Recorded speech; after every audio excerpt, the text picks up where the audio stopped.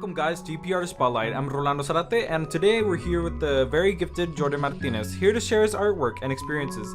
Now let's get into the questions. Introduce yourself, dude. I'm a smart kid. If you can say I'm kind of a smart butt in a way. I get to actually have a personality that just gets kind of annoying, but have to like get used to me, try to get me. Basically, you just have to know me for quite a while to understand who I am. But other than that, I'm an artist. I like to draw. I like to paint, sculpt, especially. I like to do anything with art, anything creative. That's what I really like to do. Even like band, even kind of like poetry, anything artistic or with any kind of artistic expression, I like doing. When did you start focusing on art? I started focusing on art when I was at the age of 4. I remember there was this one time when my brother Brandon, he was drawing this cool graffiti art on this canvas, and I was just looking at it and I was like, wow, that is awesome. He used all these colors, and then these Sharpies. There were like Sharpies at that time that were like weird. They had like a more variety of color, and I actually wanted to experiment, so I started drawing. I didn't necessarily start drawing graffiti, but I started drawing these shapes, and they eventually evolved into like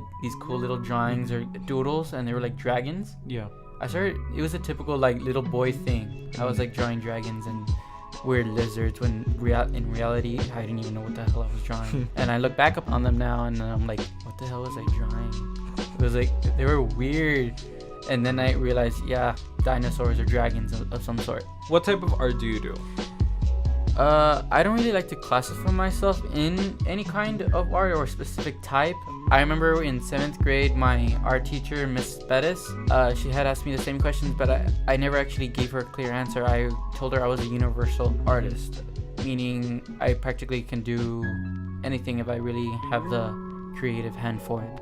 Yeah. Like drawing, I'm good at it. Sculpting, I've done many things. Sculpting these masks for my niece for like Halloween costumes. I like doing that kind of stuff, especially out of clay. Painting. I once painted this portrait for my mother, and then I once did one for a wedding for one of my teachers. It was in oil on canvas, and they called it beautiful, but I was like, it wasn't my best work, but you guys have the eye for it, I guess. And what else? Charcoal. I love charcoal. The amount of detail that you can do with charcoal is actually astounding. Like honestly, I can do anything out of charcoal. Do you have any artists who you like particularly? Yeah, there's this one guy on Instagram, and he's actually a very talented artist. That guy can draw portraits that I can never really think I could do if I didn't practice my talents. But he's also a model. He's also an advertiser. He's all these kind of things, and I actually look up to that kind of stuff. And then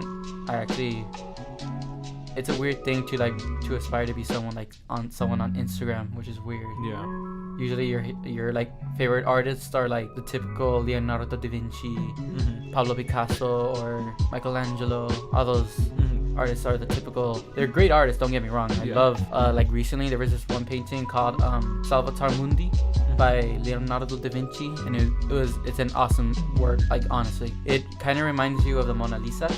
And it like actually I saw it go off for like $450 million. Isn't that the most expensive painting? Yep, is for? It is now the most expensive painting in the world. And I love that painting. If I had the money, I would have bought it. Any materials you use or recommend? I would recommend watercolor. Watercolors on canvas can make even the most vibrant or dull things you can think of as the most spectacular, honestly. You can see yourself doing any kind of art with these kind of colors or these materials, because there's just something about them, and the texture, the vibrant simplicity that they can go into, and all these kinds of things. Like I would recommend watercolors especially. Okay. Do you struggle to do anything, and what do you like to do? Do I struggle with anything? With regular pencil, yes, I would say that there is some details that I can't get right through practice, but I would have to like learn through someone else. Because there's this problem that I have about drawing noses. I can never draw a nose precise and realistic as possible as I could think of. Because there's this one detail that I have to get down, and it's at the tip of the nose, like going from the corners, and going into the tip. I can never really get that right because it's a weird form to draw, and if you don't get the shape right or where the light is coming from, it's gonna look like an elephant trunk, honestly. Just saying. How do you manage band and your art at the same time? Band and art. Both I widely love, but band has kept me from actually kind of expressing myself artistically, because I have to concentrate more on band because it's a requirement, because it's a class, so I have to practice that, and then I have to kind of find my way to lean into having a time for art or any kind of creativity or anything like that. But I try to balance them out by having some sort of ideology where I can have band as one kind of art that I could have time for, and drawing. Even like the way I would balance it out one example would be like just doodling in my notebook. I like doodling, but it's not as expressive when you're actually doing a full-fledged piece of art. So like band I can practically practice in, like, let's say the band hall, and I would love that, but I would rather actually much having to do like actual painting or drawing on any kind of canvas. Alright. Any recommendations for anybody who wants to start? For those of you who want to like start having a creative mind or any kind of artistic expression or individuality, I would